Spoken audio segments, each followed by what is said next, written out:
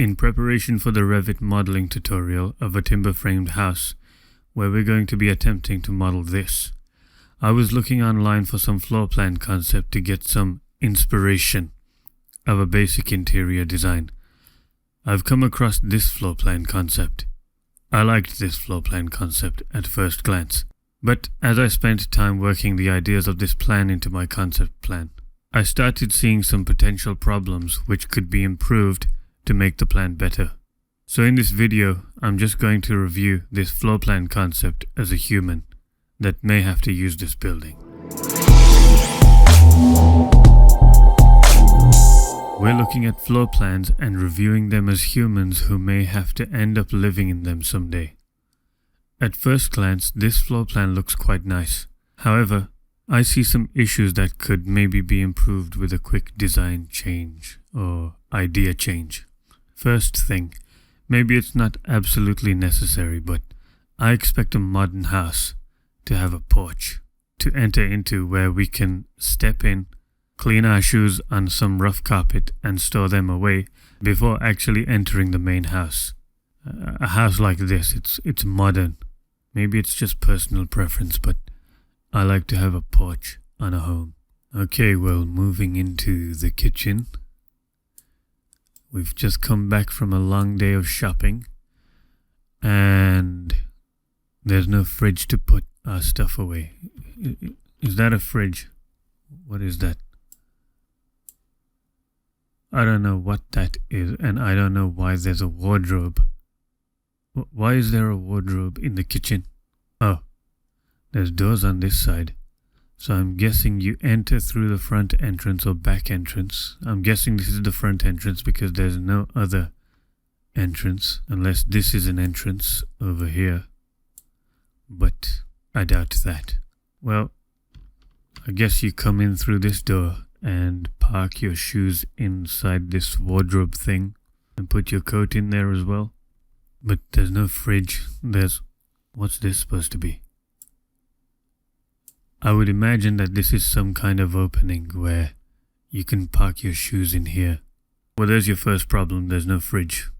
When we create a floor plan design, we have to practically think about how we can actually live there. Picture ourselves living in the house. What kind of rooms do we like to have? What kind of rooms do we need to live in? Now, another thing. In the kitchen, the cooking area is right next to the wall. Now, you don't need me to tell you that your house fire is going to start right here. And this isn't a very big house. It'll burn down very quickly. Either there has to be some kind of metal protection layer on this side of the wall, or this cooker needs to move somewhere over there, away from the wall. And also there's no ventilation for this cooking area to send the hot fumes outside. Unless there's a hole in the roof, which I doubt there is. There is a hole. You know, I didn't even write these points down, and I'm just seeing more problems as I go along. Okay, now this one's probably not a problem. Actually, look, okay, I just noticed this. Okay, we want a quick bathroom break now. Now I've just noticed this. I didn't notice this before. Why is the toilet separated from the washroom? Why is this wall here? Does it make sense to go into the toilet, come out of the toilet, and then go into another room to wash your hands? This makes no sense at all, and I think that this bathroom is too big. Now the drainage for this, I guess it'll be shaped something like, let's say the sink's drainage is heading out this way. And then the bathroom sink, its drainage will be heading out like this. And the toilet, its drainage will also be going something like this, somehow connected to this system. I don't think this is a problem, but maybe it's better to have these washing, water, plumbing sort of areas all together in one area, so that the pipework can be easy to do. But obviously, it's not hard to design pipework. Okay, so we're done with the bathroom and we come and enter the living room.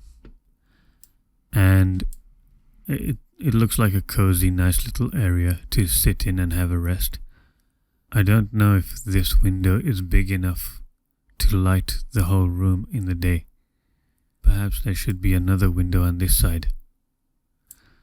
According to building regulations, I think a window has to be about 10% of the floor plan area of the room. So maybe this is okay. Looks about 10% of this area. This window looks about 10% of this area. And we have a porch back here. This part of the floor plan I like. I think that this door should be opening into the porch in this direction, against the wall, so it gives maximum movement room to enter and exit the porch. I don't think this way is practical. So that's how the door should open. Alright, I'm coming up with more problems here than I initially thought, and I haven't even been to this half of the house yet. Alright, well let's go there. Okay, I don't really see much of a problem with these bedrooms, although if someone were in this bedroom, they'll probably be able to hear whatever you're doing in the toilet, which might be an unpleasant experience. We have a wardrobe. Seems like we have everything a bedroom needs in here. And this bedroom has a desk, which I like. I always like to create some kind of study area in a floor plan, so this I appreciate. But if it were my choice, I'd have a separate dedicated room for studying. Nonetheless, that's alright. By the way, one more thing I forgot to mention. This wall, if it's like this where it allows you, when you enter the home and it allows you to see into the kitchen, then fine.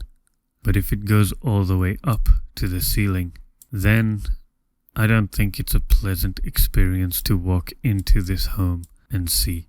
Because when you enter the home, you'll just see a corridor, and at the end of the corridor, you'll see a door. That's not very exciting or interesting. There's a window here, but I think it'll be cool to see the kitchen over this wall. So this wall should stay low. This is probably a fridge, I don't know. So for the American timber frame tutorial, I'm going to take this floor plan and make the improvements that I think should be in there. If you've seen my community post, I've tried to work this into the American timber frame house plan. Overall, this house plan looks okay-ish. It's kind of bland actually, it doesn't look very interesting. I mean, for someone who doesn't really care, I guess it's okay.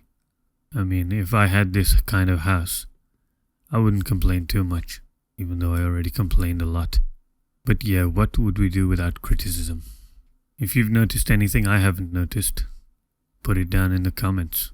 There's no coffee table in the porch. How am I supposed to drink coffee without a coffee table? I'll be doing more of these floor plan reviews. This was fun. Thanks for watching.